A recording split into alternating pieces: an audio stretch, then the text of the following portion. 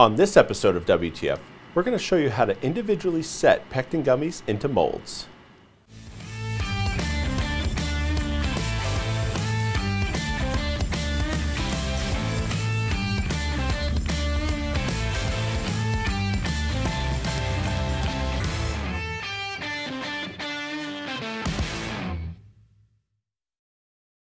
Hey, it's Chef Scott.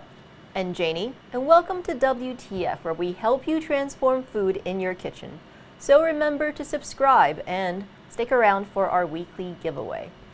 Today we're going to tackle the issue, how do you correctly set pectin gummies into individual molds? And this episode really came from a question that we get very frequently here through calls, through email, of people saying, I'm trying to make pectin gummies and they're setting up before I can even get them into the molds.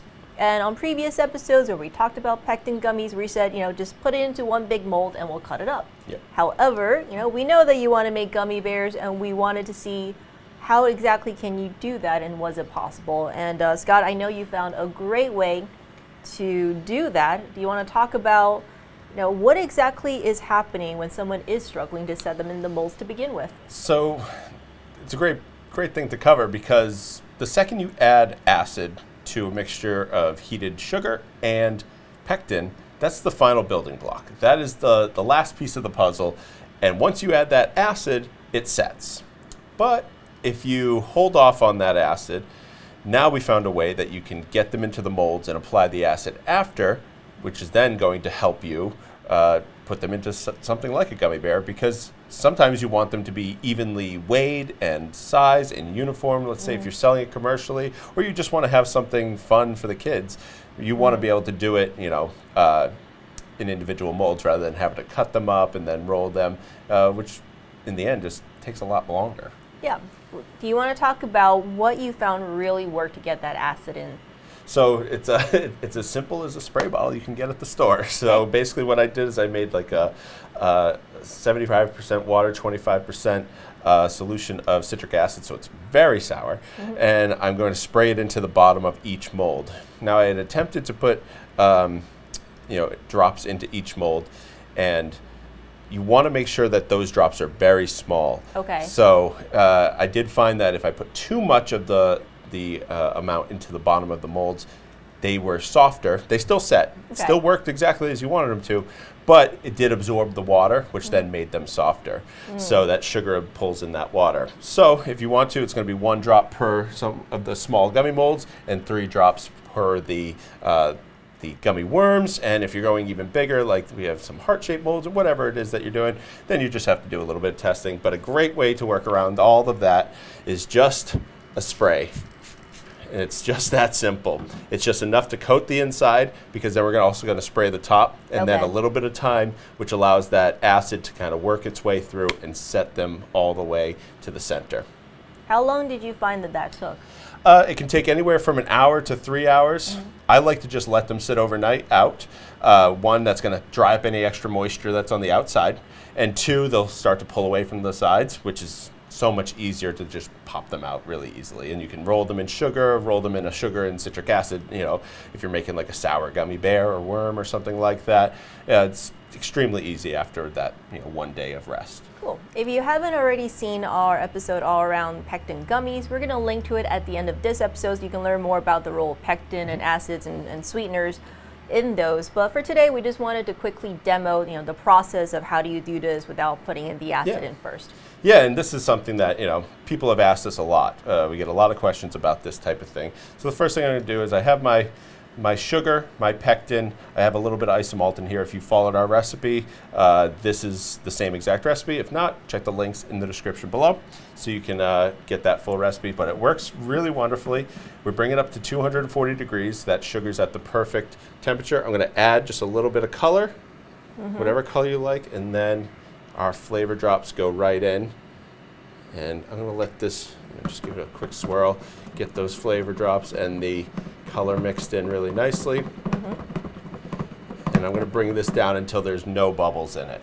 All right. That's very important for this. So while Scott's doing that, I'm going to do a really quick plug for our new gummy making course, which is going to cover both how do you make gelatin gummies, how do you make different types of pectin gummies, sugar-free gummies, the role of inclusions, if you're trying to add in oils, if you're trying to use sugar substitutes, all those stuff, you're going to be able to find that on our blog, blog.modernistpantry.com, and it's a course, so it's going to walk you step by step through everything. Because one of the feedback that we hear sometimes is they're like, we love WTF, but you're kind of going through it kind of fast, and the recipes are great, but I need more information. So we have a couple of courses up right now. It's just Spherification and Gummy. You can check it out. And I'm also going to plug the giveaway at this point. I'm already on a roll. So to enter this week's giveaway, which is the bag of the Rapid Set Pectin and a bag of the citric acid, leave in the comments below if you want us to do another course, what topic would you like to see? Because those are fun. They take a little bit more time, but I think they're really educational. Yes. All right. Yeah. How's that shaking going? That's good. Okay. I got most of the bubbles are out of there. The reason is we turned off the heat. This is induction. If you're doing it over open flame, just pull it right off and get it onto something, because we don't need any extra bubbles in there because we're about to set. So you can get a nice little dropper. Thankfully, these came with our molds here, but you can get whatever it is. Make sure that it's heat stable. So I'm going to just fill these individually. Okay, I guess a question I had when I first saw you do this, Scott, is if you sprayed it, how come it doesn't just kind of all roll to the bottom and leave the sides not set? So what happens, and that's a great point. So there's two things that happen. As you put in this mixture, it is going to push that solution of the citric acid around quite a bit. But also, it's going to, if we're just spraying in there and doing this relatively quickly, it's going to stick to the sides pretty well. Yeah, some of it will go to the bottom, but over time, that acid's going to make its way through regardless. So we don't really have to worry about, oh, it's only going to set the bottom, because it's going to work its way, setting the pectin on top of itself. It's almost like a chain reaction. Okay. So I can do a few more of these, and then we can start popping out some of the other ones. So just get a few more in here. And it's okay if you get some dribbles or anything like that. You can easily take a bench scraper and just scrape the top, make them nice and even. And they are hot, so they may lose a little bit of volume, but that's fine. So that's great. And the last thing is just a little spray over the top. Not too much, right? We don't want to add any extra water. But we can go down and we can then just pop these out, right? And these will pull nice and easily out. They will be sticky, but if you put them onto like a little non-stick mat, just give them a little bit of time in the open air, it'll kind of free them up. You can have one of those, or if Janie, you want to grab this bear right here. I'll grab the bear. Yeah, so we can show. And this is pectin. This is not an easy thing to do. Generally, it's very difficult because a lot of recipes will say just add in the acid, and people don't realize that is the setting factor for all this pectin and sugar. And one thing you have to note, this is very important, if you decide to make pectin gummies using a store-bought pectin, that store-bought pectin already contains acid to set your pectin, because people don't realize that it's very important to it. So people will go through this recipe and go, oh, why is it so clumpy? Why is it gloopy? Why can't I get it to the right temperature?